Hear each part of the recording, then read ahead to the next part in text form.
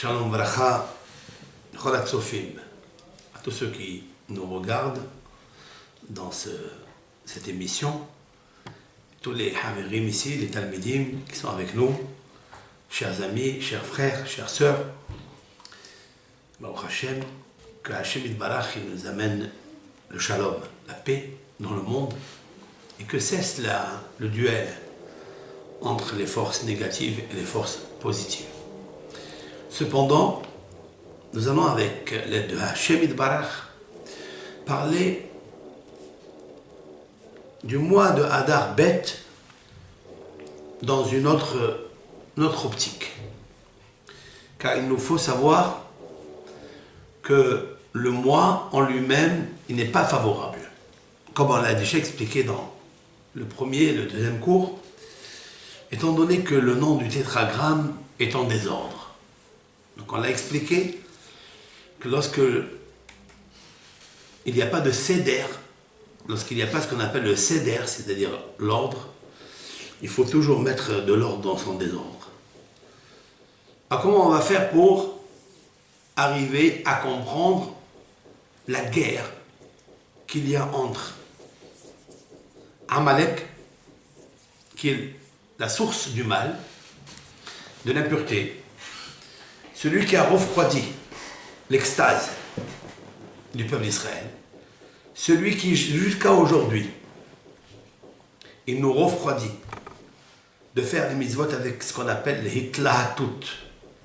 Cela veut dire enthousiasme, avec chaleur, avec heshek, avec désir. Où est parti ce heshek? Où est partie cette force que le peuple d'Israël avait, cette puissance de chaleur pour faire des mitzvot? Bien, c'est Amalek qui nous l'a prise. Cette chaleur, elle était refroidie, comme il est marqué dans le texte, Asher karcha badderech. Amalek t'a refroidi dans ton chemin, dans ta lancée, dans ton élan. Il t'a refroidi. Depuis, Akadosh Baruch Hu, il a juré d'anéantir et d'effacer Amalek. Nous allons lire le texte ici, dans Parashat Beshalach, qui se trouve dans le livre de Shemot, l'Exode, à la fin de Parashat Beshalach. C'est très intéressant que le maftir ici, c'est-à-dire la fin, la 7e montée Shabbat au Sefer Torah, c'est cette montée-là qu'on va expliquer. Dans ce livre de l'Exode, ici, il y a 2 événements très importants. Le cantique de la mer Rouge, la chanson, qui s'appelle en fait Shira, au féminin. Derrière cette Shira-là, qui est au féminin parce qu'elle est comme une femme enceinte, elle va donner une autre Shira, une autre chanson, celle du Mashiach. Quand Mashiach va venir, avec l'aide de Hachem, bientôt, le mois de Nissan, si Dieu veut, on espère en tous les cas, on fera tout pour, eh bien, la Shira s'appellera Shir, au masculin. Pour l'instant, tant qu'il y a Amalek, tant qu'il y a la force du mal, on ne peut pas chanter au masculin. C'est-à-dire que derrière cette chanson, il n'y aura plus une autre. Comme il est marqué dans les psaumes, Shiru l'Adonai, Shir Hadash. Chantez à Hachem une chanson, c'est marqué Shir, une chanson au masculin, Hadash, nouveau. Nos sages d'expliquer que le shir au masculin interviendra lorsque Mashiach viendra et le nom de Hachem grandira. Il y a un deuxième épisode ici, la manne, la parnassa. Cela veut dire l'émanation de la manne au Béni Israël pendant 40 ans dans le désert, quelque chose qui est supra-rationnel.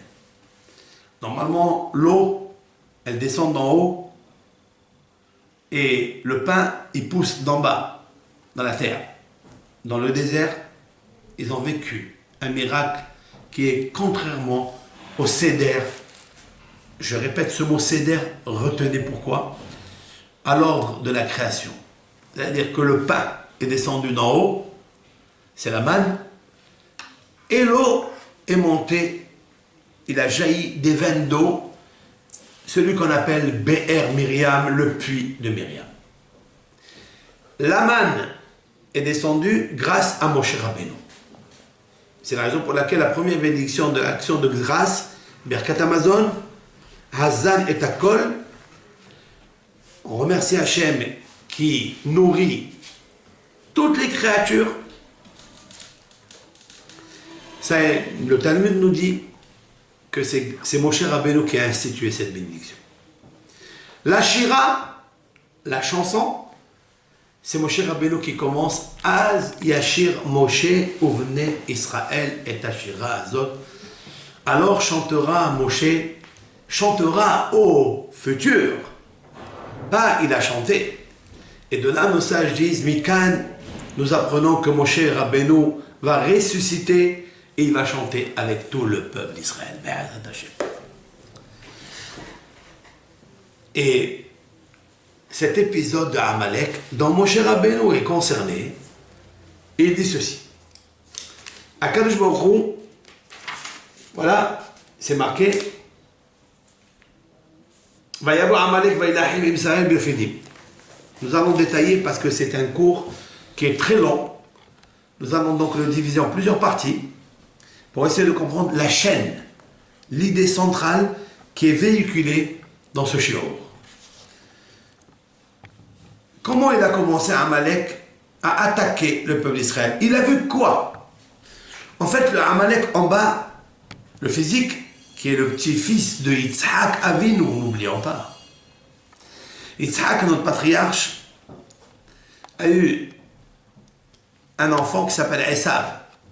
Esav a donné Eliphaz, et Eliphaz s'est marié avec Timna, et Timna a donné Amalek. C'est déjà quelque chose qui est très difficile à comprendre. Nos sages interviennent à ce sujet et nous éclairent sur cela.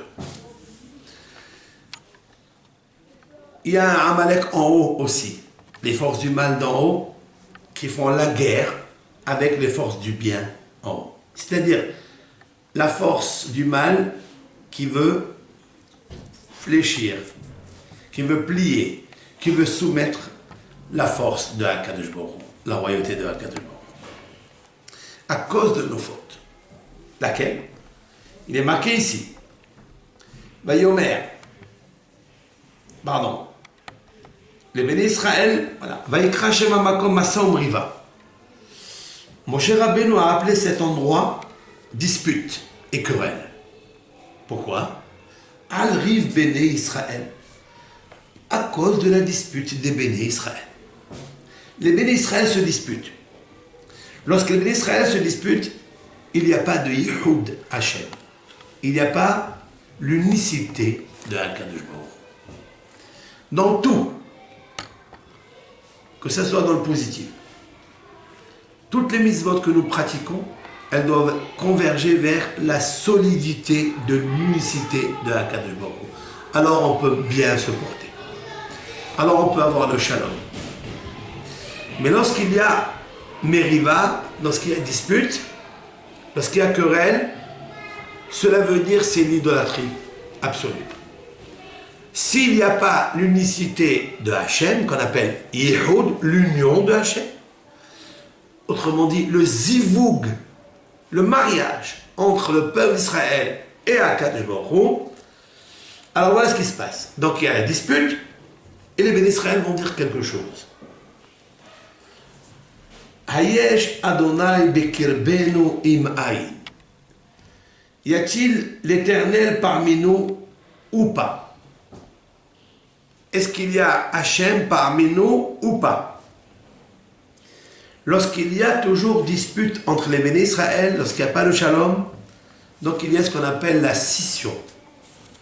la lumière de la Shekhinah se retire et elle les laisse en train de se disputer et ça provoque du tsar, c'est-à-dire de la souffrance pour tout le monde. Et donc, on arrive à cette erreur grandiose. Y a-t-il Hachem parmi nous ou pas? Donc il y a ici le yesh et il y a ici le haïn. Y a-t-il ou il n'y a pas?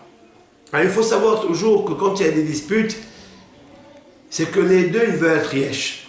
Les deux, les protagonistes, que ce soit même dans un couple, dans une communauté, dans une synagogue, ça arrive, il ne manque pas. L'un il dit l'autre, l'autre il dit quelque chose, et chacun il tient à son idée, qui est la vérité. Il va se battre, s'investir, se sacrifier pour garder son idée. Donc l'un, il s'appelle Yesh, il y a, et l'autre aussi s'appelle Yesh. Ça n'existe pas que l'un, il soit Aïn et l'autre aussi Aïn. Je suis rien et l'autre aussi il est rien. Ça n'existe pas. Si on est arrivé à oublier Dieu et à se disputer, c'est parce que l'un, il a pensé Yesh, et l'autre il a pensé Yesh. Alors lorsque les deux, c'est-à-dire plus et plus, alors ça fait moins. Ça veut dire que Hachem n'est pas avec moi. À quel moment Akadosh Baruch Hu, il réside parmi le peuple d'Israël? C'est lorsque un, il doit se dire, moi je dois être haine, je suis rien. C'est-à-dire je m'efface. Et l'autre, même s'il dit qu'il est Yesh, même s'il y est, sache que Akadosh Baruch Hu va gratifier, va donner la beracha à celui qui dit « je suis pas » pour le kavod de Akadosh Baruch Hu. Et je vais vous dire quelque chose de très intéressant. Le mot « rive » ici et le mot « meriva ». Vous avez vu? Le mot « meriva » qui veut dire « dispute ». Et le mot rive qui veut dire aussi dispute. Alors qu'est-ce que le sens de la Bible? C'est ça qui est codé ici. Al Massa Riva, Akadosh Baruch Hu, il a appelé querelle et dispute. Al Rive, pour la dispute. Il n'a pas dit pour la meriva.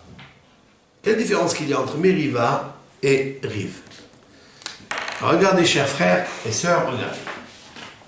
Meriva, voilà, meriva et rive. Rive, c'est une dispute au masculin. Cela veut dire que toi tu me dis un mot, moi je dis un mot et on se tait. Ça arrive. L'un il crie, l'autre il crie, l'autre crie. Voilà, il se met en colère, l'autre se met en colère.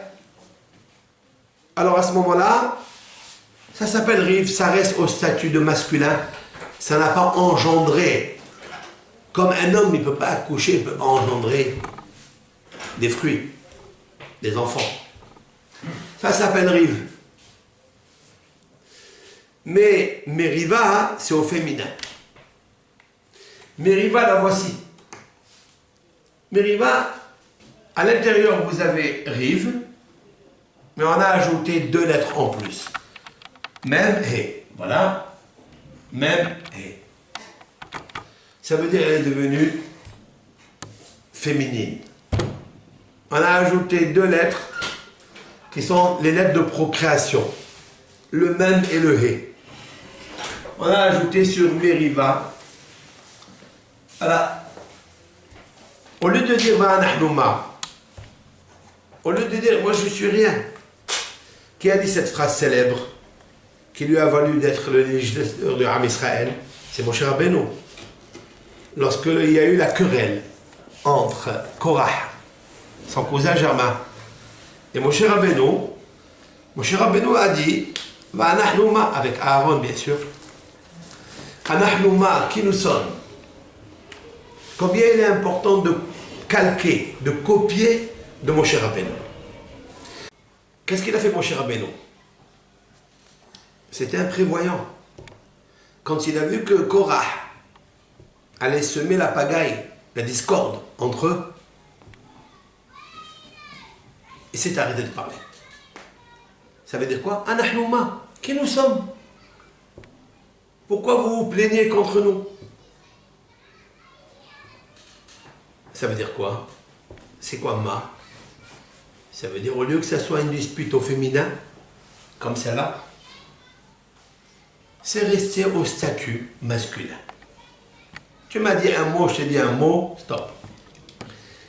Qu'est-ce qu'il a fait, Moshe Rabbeinu et Aaron? Et ça c'est puissant, ce que nous allons dire. C'est qu'ils ont enlevé le même et la lettre He, la lettre même 40, et la lettre He du mot Meriva. Alors ils ont dit Anahnouma, on le prend pour nous. C'est-à-dire, on a ôté la force féminine qui fait la guerre, les histoires, les disputes. Dis-moi au téléphone, qu'est-ce qu'il a dit d'autre, qu'est-ce qu'il n'a pas dit d'autre, qu'est-ce qu'il a dit d'autre. Stop! Il n'a pas donné l'occasion aux forces négatives de prendre le dessus sur le mot rive, dispute masculine, pour lui donner et engendrer et multiplier les histoires, comme on connaît dans le...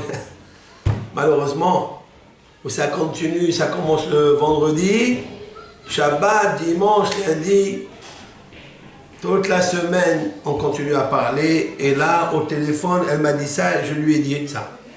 Non! Moshe Rabbeinu nous a appris, à la Shalom et à Aaron, l'homme de la paix qui symbolise le sigle de la paix, Aaron et Moshe, parce que j'ai besoin d'eux pour Purim. Ils ont dit, Anahnouma, nous retirons même de Meriva, il reste que Rive. Ça, Akadosh Baruch Hu a dit, tu as dit Anahnouma. Je vous l'ai expliqué avec l'aide de Dieu, la lumière d'un verset très connu et une célèbre chanson. Hine matov ou manaim, shevet ahim gam yahad. Hine matov, combien c'est bon, c'est beau. Ou manaim, combien c'est agréable, dit le grand psalmiste, notre roi David Hamelech, de mémoire bénie. Hine matov ou manaim, combien c'est bon, combien c'est agréable, shevet ahim gam yahad. Shevet ahim, lorsque siègent deux frères, Gam Yahad, aussi en même temps. De qui s'agit-il?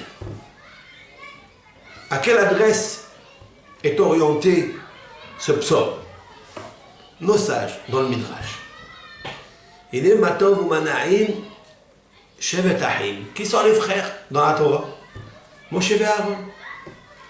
Moshe et Aaron, ce sont les deux frères qui étaient ensemble et qui s'aimaient et que chacun il a vu le bonheur de l'autre. Bien que Moshe Rabbeinu était plus petit, Aaron plus grand, son aîné, il lui a cédé la place pour devenir le sauveteur du peuple d'Israël, Moshe Rabbeinu. Et Moshe Rabbeinu, de craindre que Aaron allait se vexer, Akadosh Baruch Hu l'a rassuré à Moshe, il lui a dit, t'inquiète pas Moshe, ton frère Aaron, à Lévi, le Lévi, quand il te verra, il sera heureux que son petit frère il va prendre la place pour diriger le peuple d'Israël. C'est quelque chose qui est très difficile. Et c'est pour ça que David Hamelech a dédicacé un psaume qui est très fort. Je vais vous l'expliquer. Il est matov ou manaim, shevet ahim, gam yahad. C'est quoi gam yahad? Quand deux frères siègent, même en même temps. C'est en même temps. Quand ils siègent ensemble, c'est gam. Le Midrash dit que, habituellement, lorsque deux frères sont l'un loin de l'autre, ils s'adorent. Ils s'aiment. De temps en temps, la veille de Shabbat, on s'appelle, comment vas-tu? Je t'ai apporté un peu de safran du Maroc, je t'ai apporté de l'huile d'argan, etc. Nous, les Marocains.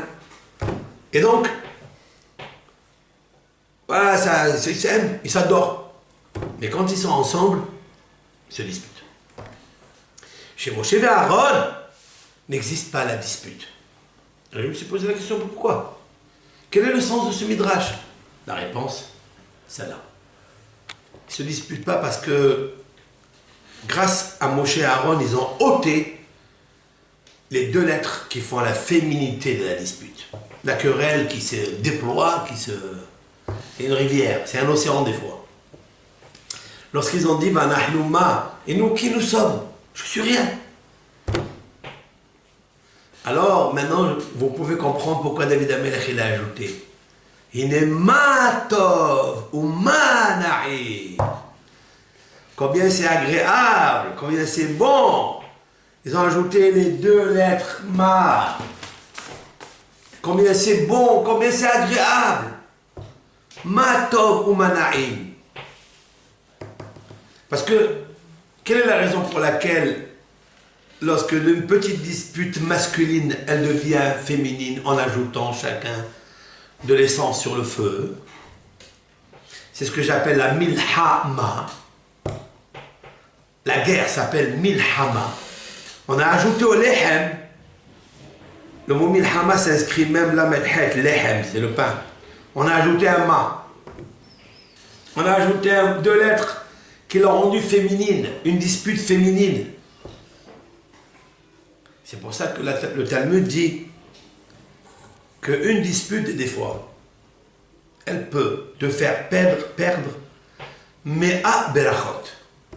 100 bénédictions qui devaient se déverser du ciel par le mérite de telle et telle personne. Il devait se déverser 100 bénédictions pour lui à cause d'une dispute féminine. Il a tout perdu. Mais Abrachot, parce que Milhama, le lehem, le pain, qui devait recevoir du ciel, qui devait descendre le lehem min hashamayim, il s'est ajouté avec ma, ça a fait, au lieu de lehem, ça a fait Milhama, ça fait la guerre. Alors des fois, qu'est-ce qu'on dit? On dit non, mais il faut que je lui rende son compte. Yad beyad, regel beragel, il m'a donné un coup avec la main, je lui donne un coup. Il m'a mordu, je le mords, etc. Eh bien non, la Torah vient nous dire, pas du tout, tu vas rien perdre, tu vas beaucoup, beaucoup gagner. Donc je le sais, qu'est-ce qu'il nous dit le psaume? Il est matov ou manaïm, combien c'est agréable, combien c'est bon. Shevetahim gamel. Kashemen hatov, hayored, la suite, comme l'huile bonne, c'est-à-dire la première pression. Hayored al zakan, qui descend sur la barbe. Zekan Aharon, la barbe d'Aaron, qui est al Hermon, comme la rosée du Hermon, c'est la plus haute montagne en Israël. Hayored al Harit Sion, qui descend sur les montagnes de Sion, Jérusalem. Kisham Tsiva Hashem et Abracha. Car là-bas, Kadosh Baruch Hu a dicté que la bracha à Tzion descende. Et aussi à Aaron et Moshe Rabbeinu. Aaron, du fait qu'il a dit, moi je suis rien devant mon frère. C'est lui qui est plus grand. Le signe de modestie, c'est quand? C'est pas de dire que moi je suis plus petit que l'autre. C'est facile de le dire ça. Je suis plus petit, je suis plus humble, je suis plus soumis. Toi tu es plus... Non. Dit Nachmanide, 13e siècle. C'est pas de dire que je suis plus petit que l'autre. C'est de dire que l'autre il est plus grand que moi. C'est plus difficile. C'est plus difficile. Ça n'a rien à voir. Chacun, après la Hamida, on dit, et mon âme, elle est considérée comme le sable. Ouh, on dit toujours ça. Il dit, moi je suis rien. Il dit rien. Quand il le pique dans son honneur, boum, il explose.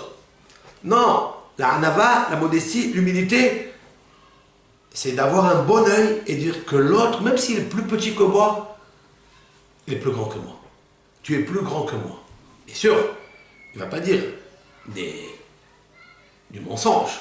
Ce n'est pas une flatterie. Il est interdit de flatter, de dire des mensonges. C'est qu'il voit en son ami en son mari, en sa femme, une grande qualité. Donc il le dit. Regardez ce que Aaron il a reçu comme bénédiction. La rosée du ciel qui descend vers lui, qui descend sur ses midotes, c'est-à-dire ses qualités humaines sacrées. Je reviens maintenant.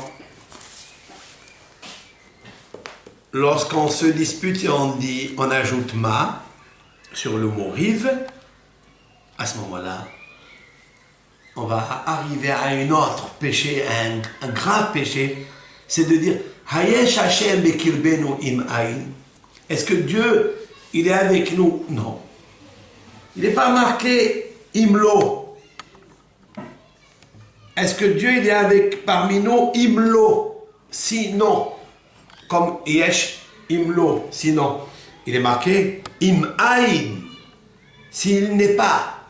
Pourquoi yesh et ayin? Qu'est-ce que ça veut dire? Je vous ai fait un cours, les premiers du début des cours. Rappelons-nous, lorsque l'Éternel, il a demandé à Hava, la femme de Adam Arishon, il lui a demandé, pourquoi as-tu fait? Pourquoi tu as désobéi à Hachem? Alors il lui a dit, le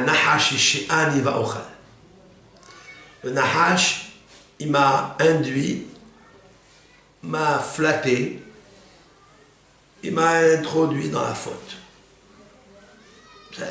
Il m'a poussé. Incité. Il m'a incité à faire la faute. Et le Gaon Hida, de mémoire bénie, qui a amené un grand kabbaliste, Rabbi Nachman Eliezer Poua, grand kabbaliste qui a dit, le mot Ishiani, je vais l'écrire ici, Ishiani. Ishiani. Ishiani, ça veut dire, on ne trouve pas ce mot familier dans la Torah. On ne trouve pas. Alors il y a qui ont voulu dire Ishiani, c'est-à-dire, je me suis marié avec lui. Il y avait un contact avec le Nahash. Il était tellement jaloux.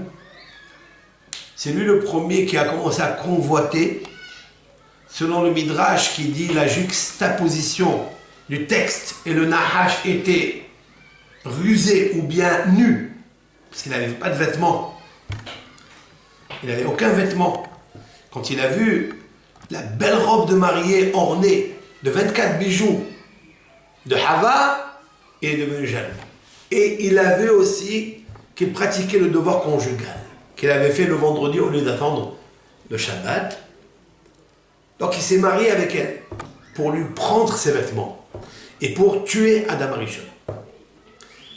Ça c'est l'explication texte du Rashi selon Rabbi Eliezer ben Orkanos. C'est vrai, dans la Gemara. Mais le Rav il vient de dire comme ça, Ishiani, ici il y a deux lettres, deux mots. Aïn, Aleph Yud Nun, Aïn, il n'y a pas Yesh. Avant c'était Shai Ani. Shai c'est un cadeau. Akil Boukhou m'avait fait un cadeau. Akil Boukhou m'a donné le cadeau des vêtements, la tunique unique en son genre. Elle avait une beauté extraordinaire. Hava, vêtue de cette tunique qui a disparu dans le feu. Et maintenant, elle se sent qu'elle est totalement nue. C'est-à-dire elle a perdu cette beauté de la tsniaout, de la pudeur.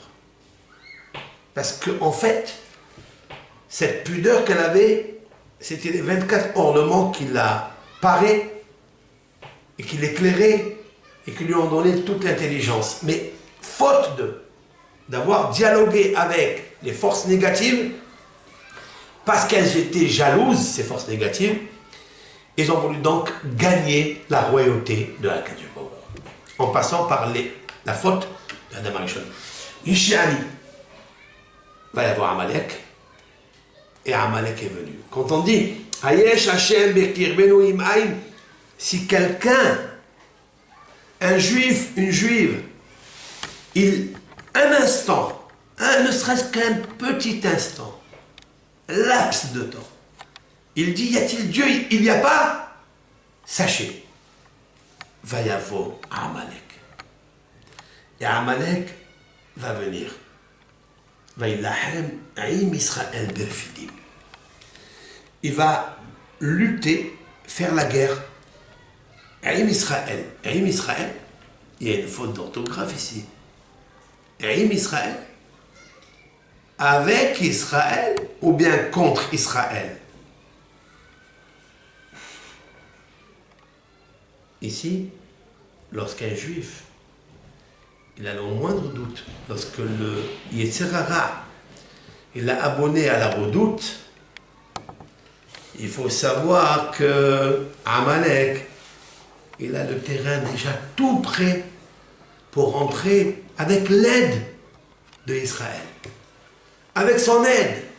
Parce que Israël, quelle est son aide? C'est Akadosh Baruch Hu. Mais dès lors qu'il retire de lui, ou qu'il a la moindre, l'ombre de doute en Hachem, c'est pour ça qu'il faut toujours s'efforcer. C'est une bataille qui n'est jamais gagnée, mais jamais perdue. Elle perdure jusqu'à l'avènement messianique. Mais le combat de chaque juif, l'okam veloza mimenu. Comme il a fait Mordechai avec Haman, le petit-fils de Esav, petit-fils de Amalek, il a lutté, il n'a même pas voulu bouger, ni se prosterner, ni bouger devant lui. Ça veut dire qu'il n'avait pas peur. Il n'a pas réussi à lui rentrer l'ombre d'un doute en Hachem Yitbarach. Chaque juif, il arrivera. Même si on a succombé, on est tombé, parce qu'on est dans l'exil. Mais Akadosh Baruch Hu n'abandonnera jamais cette étincelle divine qui est en nous. L'essentiel, il faut la raviver. Il faille la faire monter, la reconnaître. Et c'est ça. Va y avoir Amalek, va y avoir Israël. Oui, Amalek, il a un terrain facile. Lorsque un juif il perd un peu la notion du Shabbat, la notion de la Tzniut, la notion de tout ce qu'on connaît, qui sont des diamants du peuple d'Israël, les qualités de consécration, ben, il faut savoir que Amalek a une proie très facile. Aïm Israël, parce qu'Israël là, il a perdu quelque chose. J'expliquerai dans ce nom d'Israël quelque chose de très important concernant le mois de Hadar. Et où il a lutté? Où? Birfidim. Birfidim, c'est une localité qui s'appelle Refidim. Et nos sages d'expliquer la lumière codée dans le mot Refidim, Resh Fe Dalet Yud Dalet Mem, Raf Yadam. La dichotomie de ce mot, Raf, c'est affaibli, Yadam, leurs mains, de la pratique des mitzvot et de l'étude de la Torah. En fait, c'est... Ils n'ont jamais dit, le peuple d'Israël, d'après cette lumière-là du Midrash, que Dieu n'existe pas. Ah, c'est cher, Dieu préserve. Que Dieu ne plaise que le peuple d'Israël, qui ont vécu des miracles, qui ont vécu la descente, le déversement de la manne, qui viennent de vivre le Kriyat Yam Souf, des miracles uniques, qu'il n'y aura plus jamais, qu'à l'avènement messianique, et multiplié par 50 fois avec l'aide de Hachem.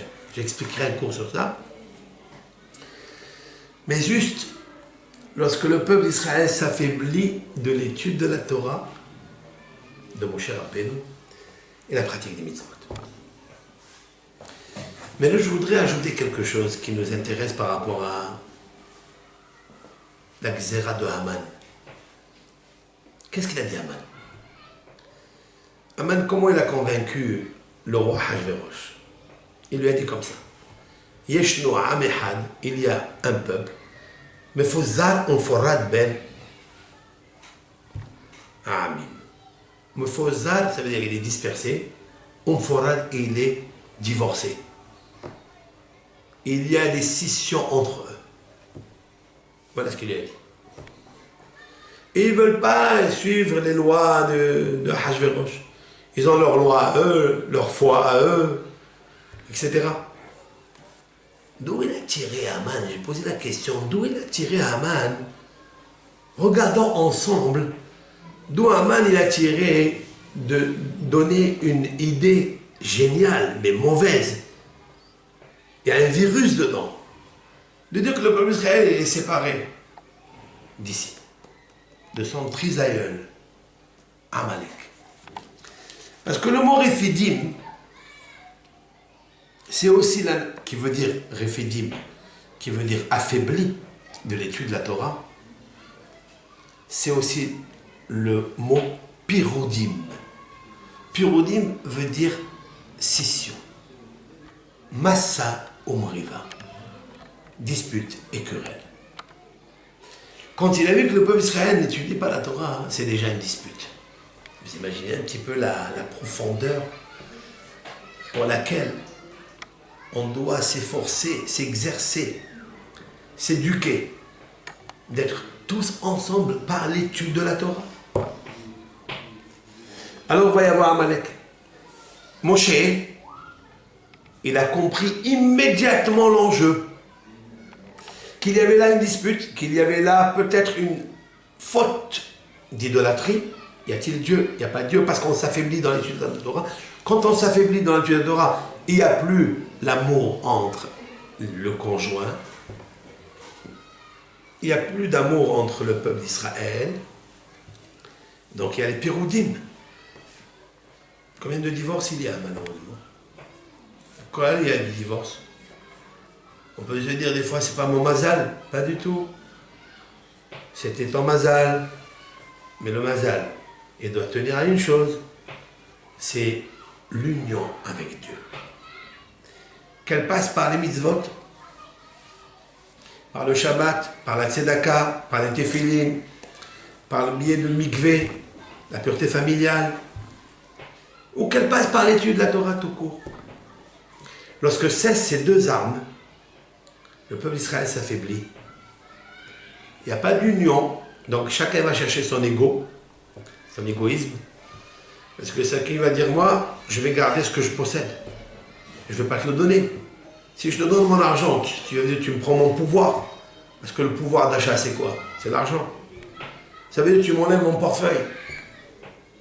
Hein? La carte bleue. Rachetez votre Shalom Bayit. Donne-moi la carte bleue. Elle était bleue, elle est devenue noire. Et des fois blanche parce qu'elle est transparente. On la voit plus, malheureusement. C'est pas ça. Chacun va aller chercher. C'est à moi, c'est à moi. On est attaché à la chose. Comment on se détache de tout ça? En s'attachant à autre chose. Hachem. Si tu enlèves Hachem de toi, ça ne marche pas. Tu t'affaiblis. Quand tu t'affaiblis, tu deviens faible. Tu deviens humilié. Moshe, il a compris cela. Vayomer Moshe, Yoshua, et Moshe, il a dit à son disciple, Yoshua, Behar lanu anashim, choisis des hommes forts, ou des hommes humbles. Vetsil lahem ba'amalek, sort et lutte, fais la guerre contre Amalek.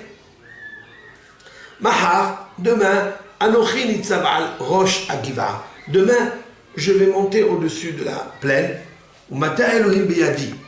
Et le bâton de Dieu dans mes mains, avec lequel il a fait les miracles. Yoshua a pratiqué ce que lui a dit Moshe, de lutter contre Amalek. Ou Moshe Aaron et Hur, c'est le fils de Myriam, le neveu de Moshe d'Aaron, Alu Roshi Agiva, ils sont montés sur la plaine.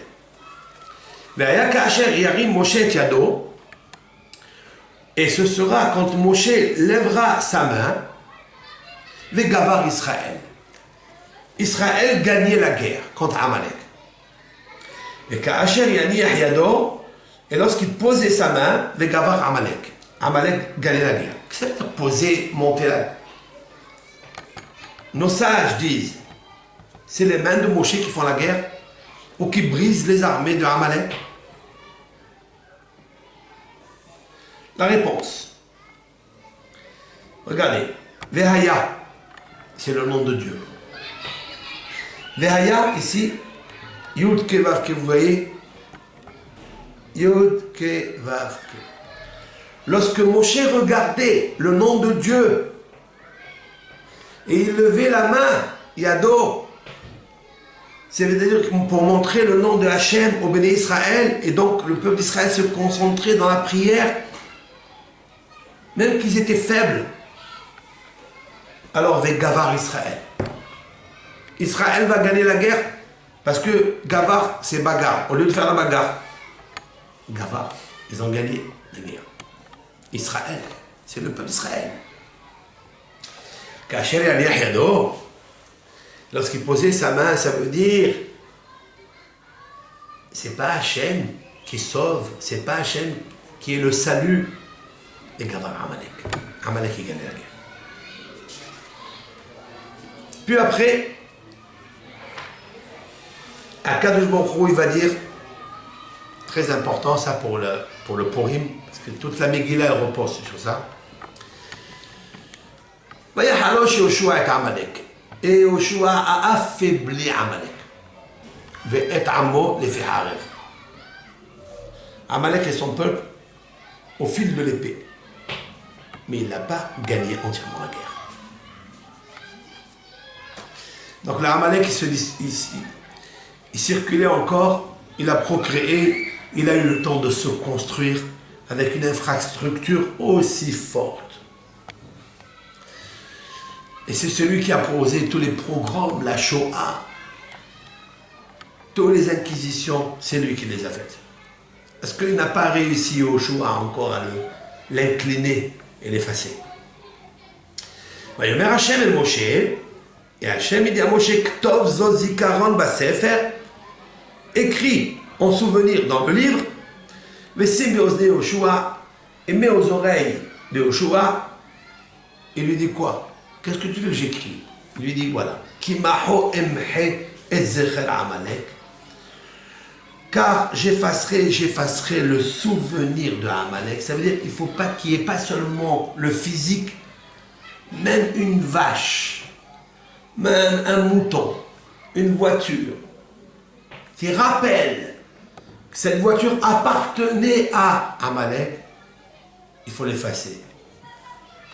Mitahat shamayim, de dessous le ciel. Il faut comprendre pourquoi il lui dit ça. Vaïven Moshe Mizbeah, et Moshe il a construit un hôtel. Vaikra Shemo, et il l'a appelé Hachem Nissi. Il n'a pas appelé le Mizbeah l'hôtel Hachem, mais il l'a appelé Nissi, miracle. Dieu m'a fait un miracle. C'est Hachem qui fait le miracle. Et ça met de la lumière sur le texte en haut. Vehaya ka'asher yali Moshe. Lorsque Moshe regardait le nom de Dieu. Vous savez que le nom Vehaya, chaque fois qu'apparaît ce nom dans la Bible, ce mot Vehaya, En Vehaya est là, la Shon Simha. Vehaya, c'est la joie. La joie qu'on va avoir à Adar normal, bisextile, et cette année, Adar embolismique, 2. Mishenechnas Adar Marbim Bisimha. Donc tout le projet de la Simha, il vient de Yud Ke Vav Ke. Alors avec Gavar Israël. Alors je vais appeler le nom de l'autel Hachem Nissi. Le miracle qui est rappelé par l'autel pour se souvenir de Hakadosh Baruch Hu qui s'appelle Hachem, mais cette fois-ci il est en ordre, dans le Seder, Yud Ke Vav Ke. Tandis que le Vehaya, ici, il n'est pas en ordre. C'est la différence qu'il y a entre Nissan, où la Havaya, le tétragramme, est en ordre, parce qu'il faut le fixer en ordre, Yud Ke Vav Ke, comme du feu, comme ça, qui est flamboyant, et qui fait pas mal, qui brûle pas, qui apporte la chaleur, qui apporte à la Neshama la lumière qu'il lui faut. Et Dieu lui dit la chose suivante. Vayomer. Et il dit, Kiyad, Moshe dit, Kiyad al-Kessia. Qu'est-ce que ça veut dire? Yad, la main de Dieu. Al-Kes. Kes, c'est qui c'est la chaise, le trône. Yad, de Dieu.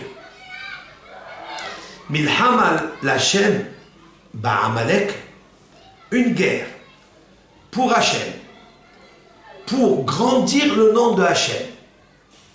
Ba'amalek, contre Amalek, parce que Amalek a diminué, si l'on peut dire ainsi, le nom de Hachem en chaque juif, chaque juive, elle s'est refroidie.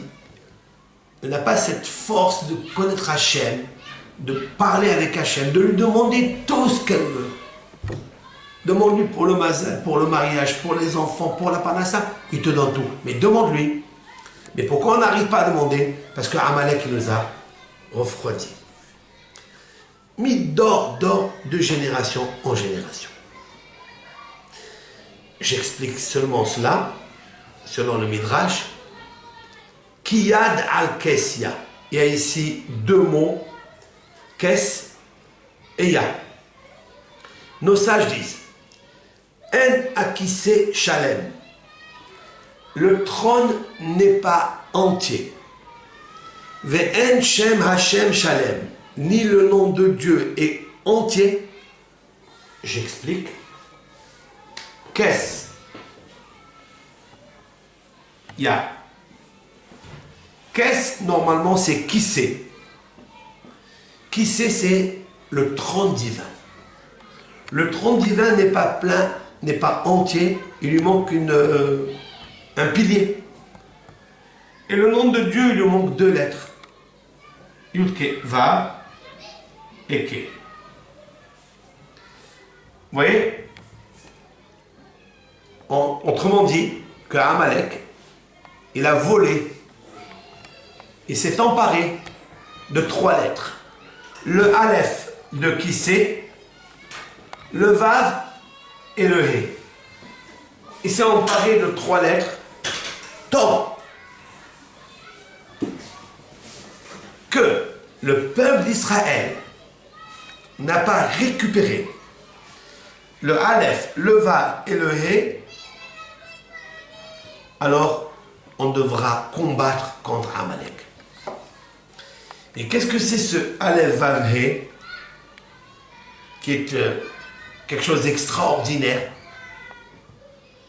La valeur numérique de ça, c'est 12. Aleph, c'est 1, Vav, c'est 6, He, c'est 5. Ça fait 12. Vous savez pourquoi le peuple d'Israël, les 12 tribus sont en exil, éparpillées dans le monde, dans les 4 coins du monde? Vous savez pourquoi? Pour aller récupérer ça. Aleph, Vav, He. Et l'Éternel, il languit que le peuple d'Israël se réunisse, qu'il annihile la dispute, qu'il enlève les querelles, qu'il pardonne à son camarade pour le shalom. Pas pour le shalom des êtres, c'est bien, mais pour le shalom de HaKadosh Baruch Hu, pour sa Shekhinah. Parce que tant qu'il n'a pas récupéré ces trois lettres que lui a volées littéralement Amalek, HaKadosh Baruch Hu ne peut pas ramener la Shekhinah dans son trône et cohabiter avec elle, si l'on peut dire ainsi, faire le zivouga avec elle, si l'on peut dire ainsi, faire l'union avec elle.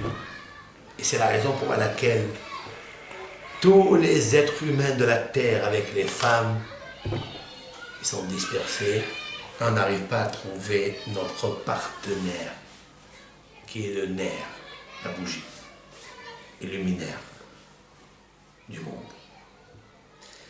Alors, les 12 tribus, ils sont là, ils sont là, ils sont là, de partout dans les Kanfot, Arba, Aretz. Il faille les récupérer.